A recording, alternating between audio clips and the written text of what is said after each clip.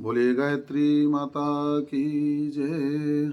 आइए गीता चिंतन में आज हम अध्याय 10 विभूति योग श्लोक नंबर 31 का चिंतन करते हैं, जिसमें भगवान अपनी विभूति के बारे में बताते हुए अर्जुन से कहते हैं, पवनः पवतामस्मि रामः शस्त्रभृतामहं जसाणां मकरश्चास्मि स्रोतसामास्मि जाह्नवी।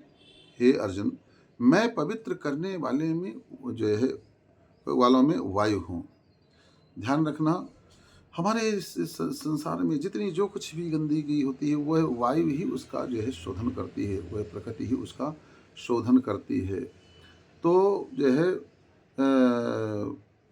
पवित्र करने वाले में जो है वायु भगवान अपने आप को कह रहे हैं। और इसके बाद में शस्त्रधारियों में श्री राम मैं हूँ। शस्त्रधारियों में भगवान श्री राम अपनी विभूति बता रहे हैं श्री राम भगवान को, क्योंकि ध्यान रखना, व्यक्ति को जब कोई भी किसी प्रकार का वैभव प्राप्त होता है तो उसका सदुपयोग होना थोड़ा बड़ा कठिन होता है, और उसका अगर सदुपयोग हो जाए तो समझ लो वह ब्रह्म से मिलाने वाला होता है, वह ब्रह्म की विभूति बन जाता है। हमें अगर शरीर सुंदर मिला है तो वह शरीर भगवान की विभूति है, मगर कब जब उसका सही सदुपयोग किया जाए, हमें उम्र मिली हुई है, उस उम्र का सही सदुपयोग अगर किया जाए तो वह जो भगवान की विभूति है।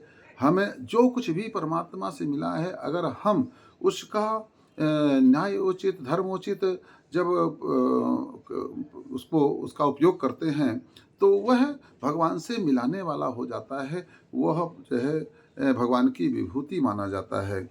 सुंदरता, सुंदर स्वरूप मिल जाना, सुंदर वाणी मिल जाना, सुंदर नेत्र मिल जाना, सुंदर सब कुछ जो है व्यक्ति को मिल जाना, सुंदर घर मिल जाना, सुंदर परिवार मिल जाना, ये भगवान की बहुत बड़ी कृपा है। विभूतियां हैं सब ये भगवान की, मगर इन विभूतियों का तभी कल्याणकारी होंगी जब इनको परमात्मा के लिए ही अर्पित किया जाए, धर्म के लिए अर्पित किया जाए और सत्य के लिए अर्पित किया जाए। इसलिए कहते हैं शस्त्रधारियों में जो है राम में हूँ। शस्त्रधारी तो बहुत होते हैं, मगर अन्याय के लिए शस्त्र उठाते हैं, अपने स्वार्थ के लिए शस्त्र उठाते हैं, अपने लोभ के लिए शस्त्र उठाते हैं, अपनी कामनाओं की पूर्ति के लिए शस्त्र उठाते हैं।